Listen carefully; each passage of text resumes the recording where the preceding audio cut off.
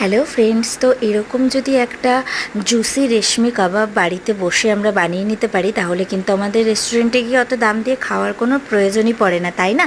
তো চলো এটা কিভাবে করেছি একবার একটু তোমাদের সঙ্গে শেয়ার করি। প্রথমেই আমি স্লাইস করে যেই চিকেন বোনলেসগুলো ছিল সেটা কেটে নিয়ে ওর মধ্যে আদা রসুনের পেস্ট দিয়ে মাখিয়ে ঢাকা দিয়ে রেখেছি আধ ঘন্টার জন্য। এইবার যেটা মেন সেটা হচ্ছে 3 চামচ টক দই নিয়েছি, একটু জিরের গুঁড়ো, ধনের গুঁড়ো, দুটো কাঁচা লঙ্কা আমি একটুখানি গ্রেট করে দিয়েছি, আর দুটো স্লাইস চিজ। তোমরা চাইলে চিজটা নাও দিতে পারো, এটা যার যার পছন্দ মতো।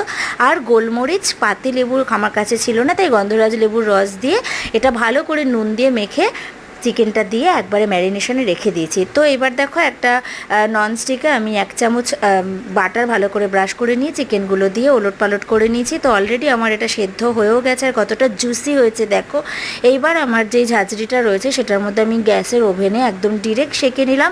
ব্যাস আমাদের রেডি।